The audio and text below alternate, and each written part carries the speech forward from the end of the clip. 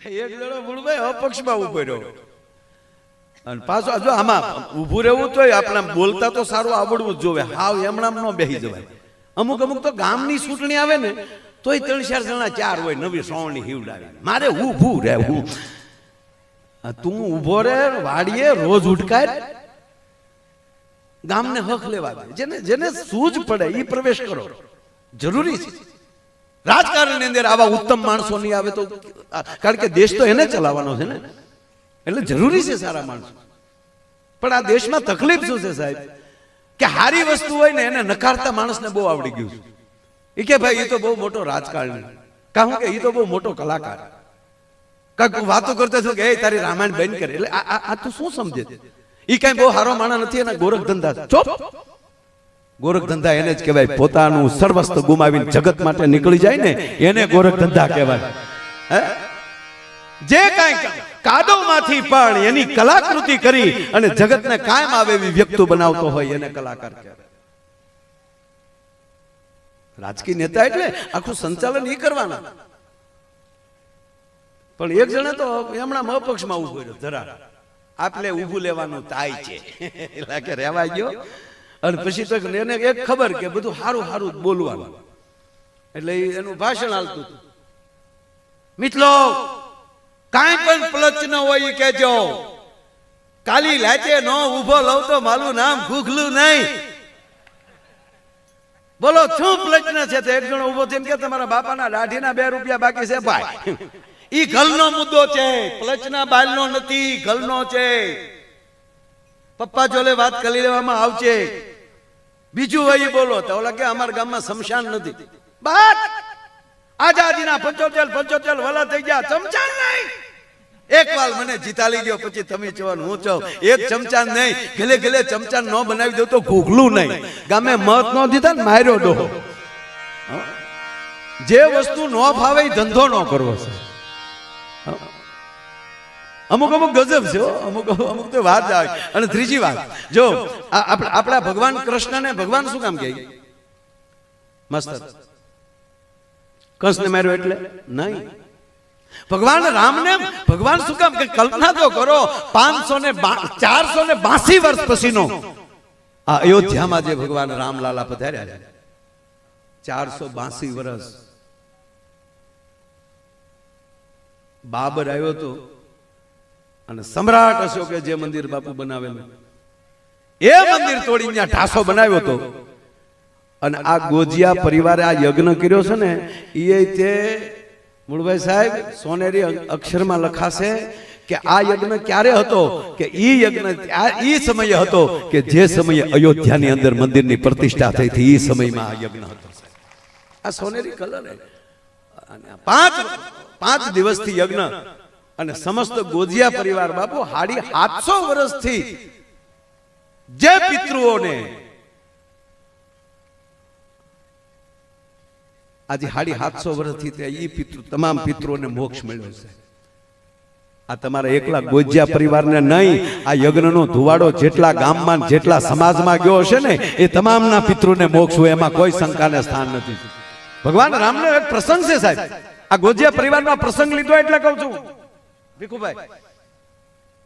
ભગવાન રામને ખબર પડ્યા, સમાચાર મળ્યા, મહારાજ દશરથે વિદાય લઈ લીધી, પિતાએ વિદાય લઈ લીધી. સાહેબ ઈ માણસે તર્પણ કર્યું હતું, એને પિંડદાન કર્યા હતા. અહીંયા તમે જે કેટલાના પિંડ આપ્યા છે આ યજ્ઞમાં 21,000 પિતૃઓને પિંડ અપાણા છે આ યજ્ઞમાં. તમે કલ્પના તો કરો સાહેબ, તાળીઓથી બતાવવા. આ જેવી તેવી પ્રથમ ઘટના છે. મારી સાંભળણીમાં પ્રથમ ઘટના છે. મારી જાણમાં સાંભળણી નહીં, મારી જાણમાં. બીજે બન્યું હોય તો મને ખબર નથી. પણ એક સાથે 21,000 પિતૃઓને પિંડદાન દેવાય એટલે અયોધ્યાનો ઘટના. મહારાજ દશરથની વિદાય, વનમાં રહેલા ભગવાન રામને સમાચાર મળ્યા અને જ્યારે ભગવાન રામે પિંડદાન આપ્યા છે. આ ઘણા જે દોડાયાથી અમુક વાતો કરે કારજ બારજ ન કરાય એટલે તો બાપુજી ગુજરી ગયા, પોઠિયો ગુજરી ગયા, કઈ ફેર જ નહીં ભાઈ. ના, સુધારા કરવા જેવા ઘણા બધા છે, કરાવો. પણ તમારી પરંપરા તૂટે, તમારો ધર્મ તૂટે, તમારી સામાજિક વસ્તુ તૂટે એ કોઈ દી ન કરતા. રામ જો પિંડદાન દેતા હોય એ તો બ્રહ્મ છે. પણ એને પાત્ર ભજવું છે માણસનું. તો ભગવાન રામ એમાં છે પ્રસંગ શાસ્ત્રી દાદા મહેશ દાદા કે ભગવાન રામ જ્યારે પિંડદાન અર્પણ કરે છે અને પિંડદાન દેવા માટે ભગવાન રામે જેમ કહેવાય કે નદીની અંદર જે આમ લાંબો હાથ કર્યો તો કહેવાય કે એક હારે હજારો હાથ બહાર નીકળ્યા અને પ્રશ્ન કરવામાં આવ્યો, હે રઘુવંશીઓ, હે સૂર્યવંશીઓ, આજ ભગવાન રામ પિંડદાન કરી રહ્યા છે તો હે પિતૃઓ, તમને અત્યાર સુધી કોઈ પિંડદાન નથી કર્યા? તમને તર્પણ નથી થયું? ત્યારે એક હારે હજાર જવાબ આવ્યા હતા કે દર વખતે થયા જ છે, કોઈનું તર્પણ બાકી નહોતું, પણ અમે તર્પણ સ્વીકાર્યું નહોતું. કે કેમ? તાકે અમને અમારા ભજન ઉપર, અમને અમારી ખાનદાની ઉપર અને અમને અમારી પરંપરા ઉપર ભરોસો હતો કે એક દી રામ અમારા કુળમાં જન્મ લેશે ને તેથી ઈ તર્પણ કરશે ને તેથી એના હાથે તૃપ્ત થવું છે, એટલે રામની રાહે હતા, એટલે અમે તર્પણ નહોતા. તેમ કહેવાય ગયો આ ગોજિયા પરિવારના અત્યારના જે રામસિંહભાઈ બધા તમે જે વડીલો બેઠા ભીખુભાઈ થી લઈ એ પિતૃઓને ખબર હતી કે અમે અહીંયા કઈક પુણ્યદાન કર્યા છે અને અહીંયા દ્વારકાધીશ અમારો આગો નથી, એક દી આવો યજ્ઞ થશે ત્યારે એમ કહેવા ગયો કે અમે તર્પણ, એટલે ટોટલી વસ્તુ જ્યારે આ યજ્ઞમાં જે તર્પણ થઈ છે એમાં કોઈ શંકાને સ્થાન નથી. નહીંતર બે લોભીના પેટના એના બાપનું હરાવા ગયા હરિદ્વારો એ કે બધા જ કહે છે તો આપણે જાવું પડે. અંગૂઠો પાક્યો એટલે મને લાગ્યું દાદા નીડ્યા હોય, તારો દાદો અંગૂઠો પાકવામાં આવે તે તર્પણ કરવા ગયો હરિદ્વાર અને હાવ લુખેશ પાસે ગોર બાપા ગોત્યા લઈ. અને તીર્થના દાદા તો આપણા ગોર બાપા એવા જ હોય કે હામો જેવો વ્યક્તિ હોય ને એ એટલામાં એ પોતાની રીતે પોષણ કરીને અડધી વસ્તુ એની ઘરની નાખી દે કે ભાઈ આની પાસે અમુક વિધિ ન હોય તો આપણી પાસે છે એ બધું કરી નાખશું. એટલે ત્યાં ગયા એટલે ગોર બાપાએ કીધું કે હાથ ધાન લાવો. એ કે દાદા એક કે ધાન નહોતું ને એમાં તો પિતૃ ગયા, બાકી ધાનના જોગ હોય તો એ તો હજી જીવત આમાં બે હતી કે ધાન તો નથી કે સારું એમાં અહીંથી કરી નાખશું.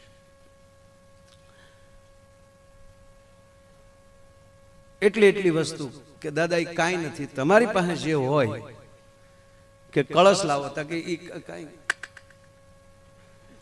લોટ કે પાણી પીતા એમાં કળશ હોવો ક્યાંય દાદા. એટલે પછી ગોર બાપાએ દાદા જે કીધું ને એ રીતે પછી ગંગાના ઘાટે જ બેઠેલા એટલે ગંગાજળ આવી જાય પછી તો હું ઘટે કાંઈ. એટલે પવિત્ર એક શ્લોકોથી અને મનથી મન પૂજા કરાવીને માનસિક પૂજા કરાવીને વ્યવસ્થિત એના પિતૃઓનું તર્પણ કરાવી નાખ્યું. ધોત્યાય દાદા આપ્યા. હા તો ઉભા વાહડાથી જ ગયેલા.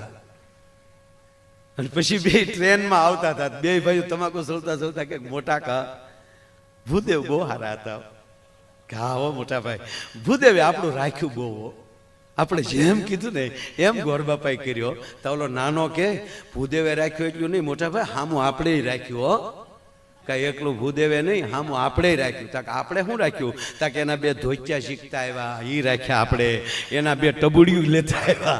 હવે હામેલી ગોર બાપાના સરળ પગલા લેતા આવે એ શું કરે કયો લ્યો. પણ મૂળ વાત એ કરતો હતો સાહેબ કે પ્રદેશમાં તમે જાઓ અને કોઈ વક્તા જો એમ કહેવાય કે કઈક બોલતો હોય તો વાતમાં વચ્ચે અંગ્રેજી બોલે તો એને આપણે વીઆઈપી કહીએ. સાહેબ ભવિષ્ય આ દેશનું એવું હોવું જોઈએ કે વાતમાં એ વક્તા કહેવાય કે સંસ્કૃત બોલતો જવો જોઈએ, ત્યારે એ ભારતનો પરિચય કહેવાય.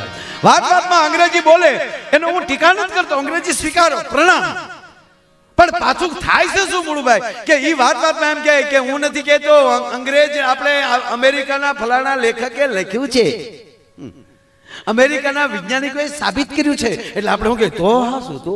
હવે અમેરિકાનો જન્મ છે કેટલા વર્ષ થયા? અમેરિકા જન્મ્યું કેટલા વર્ષે માસ્તર? 650. તુલસીદાસજી કરતા અમેરિકું નાનું છે. અમેરિકાનો જન્મ જ 650 વર્ષ પહેલા થયો છે, 800 વર્ષ પહેલા ગોતાણું છે. પછી એનો મેપ લેવા કોણ નીકળ્યો? બધા વૈજ્ઞાનિક ના મારી પાસે નામ છે, એકલા આવજો.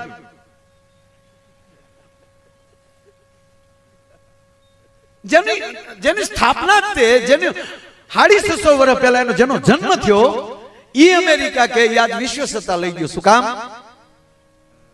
એ લોકોને ખબર હતી કે આપણી ભાષા બીજાને પહેરાવતા શીખવાડો, આપણા કપડા બીજાને પહેરાવતા શીખવાડો. આપણે તકલીફ શું પડી, આપણો સંસ્કૃતનો શ્લોક બીજાને આપણે શીખવાડી ન શીખ્યા, એ મોટી વાત.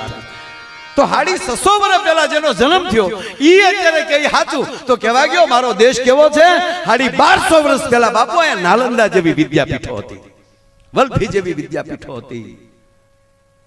અને ઈ કરતાય કહું સાહેબ 5500 વર્ષ પહેલા યદા યદા હિ ધર્મસ્ય જ્ઞાન નિર્ભવતિ ભારતમ અવ્યુત્થાનામ ધર્મસ્ય તદાત્માનમ સુજામ્યહમ પરિત્રાણાય સાધુનામ વિનાચાય સદુષ્કૃતામ ધર્મ સંસ્થાપનાર્થાય સંભવાની યુગે યુગે. ઈ 5500 વર્ષ પહેલા ગીતા જેવો ગ્રંથ નારાયણ કૃષ્ણએ આપ્યો હોય. અરે છોડો, વર્ષો પહેલા દેશમાં વાલ્મીકી જેવા આપણને મહાપુરુષ મળ્યા એટલું નહીં, પણ અત્યારે આ વિજ્ઞાન નાળા બાંધે અને પુલ બાંધે છે.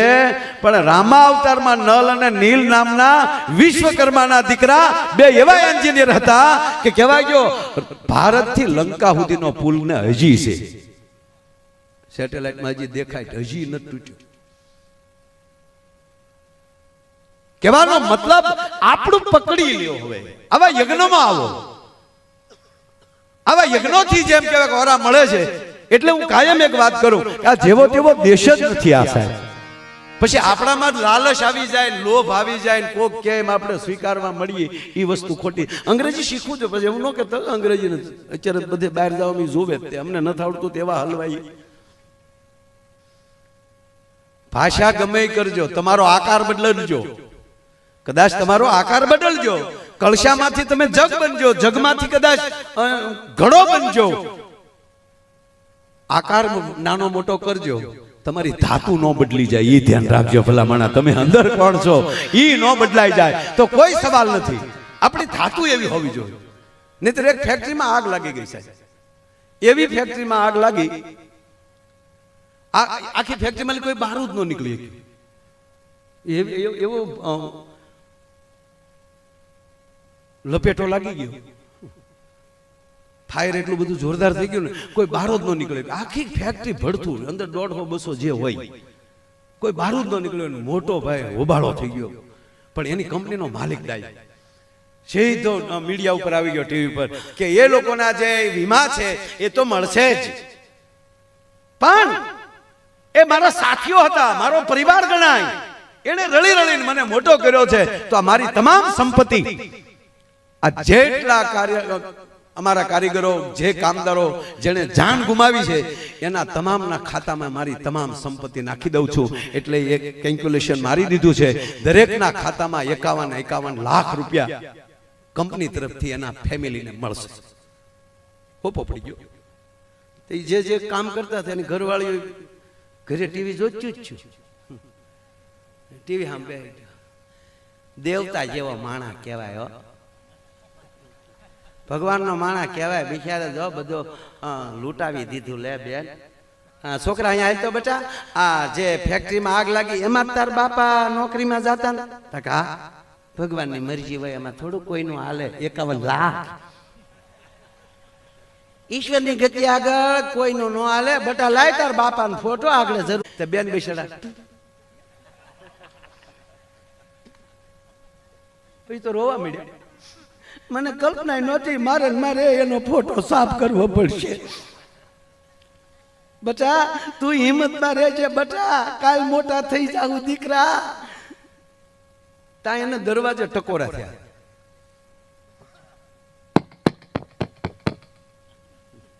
આમ ટકોરો થયો ને તો બેને દરવાજો ખોલ્યો તો ઘૂઘુ સામો ઉભેલો ને માવો સોળે. તો બેન ટક્કર લઈ ગયા કે આ ક્યાંથી આવ્યા? તેનો પતિ કે હું છે શું સામે જોઈશ? તમારી ફેક્ટરીમાં આગ નથી લાગી? કે ભડકો થઈ ગયો. સમાચારમાં તો આવે કોઈ નથી બસ્યું. કોઈ બસ્યું જ કેવું? તા તો બાઈને હેવડો પીડ્યો, કોઈ બસ્યું નથી. એ કે તો માળો ભૂત થઈને પદ્માન મળવા જ નહીં આવ્યો હોય ને, એટલે એ બેનનું નામ પદ્મા હતું એમ. આ તરત ખબર પડી કે મેરા ભેગું તો ભૂત ન થાય. કે તો ખરેખર તમે જ છો? તા હું જ છું.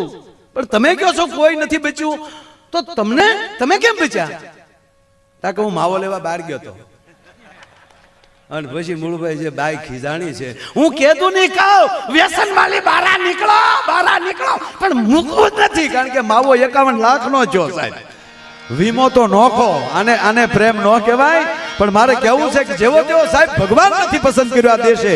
આ મેળવવું ની જ મજા છે જીવનમાં. આ જ છે, જીવન મળી જાય તો જ મેળાવે. આપણે એમ કહે ને કે મેળવી લેજો, એટલે આ પૈસા મેળવવાની વાત નથી. એકાબીજીની સાથે મિત્રતા મેળવી લેજો, પરિવાર સાથે પરિવાર મેળવી લેજો. પણ આજ મને લાગે છે આ ગોજિયા પરિવારે સમગ્ર પરિવારનું મેળવી લીધું સાહેબ. આ યજ્ઞો દ્વારા આખા પરિવારની પેઢીઓનું મેળવી લીધું સાહેબ. આ દેશના આવા વૈદિક બ્રાહ્મણોના મુખેથી પરિવાર કહું કે જ્યારે યજ્ઞ નારાયણની જ્યારે આહુતિઓ દેવાતી હોય, આહુતિ દાદા પહેલા ઈ જ માણાને શીખવે જાતું કરતા, અને બીજાને દેતા શીખવે, સ્વાહા કરતા શીખવા.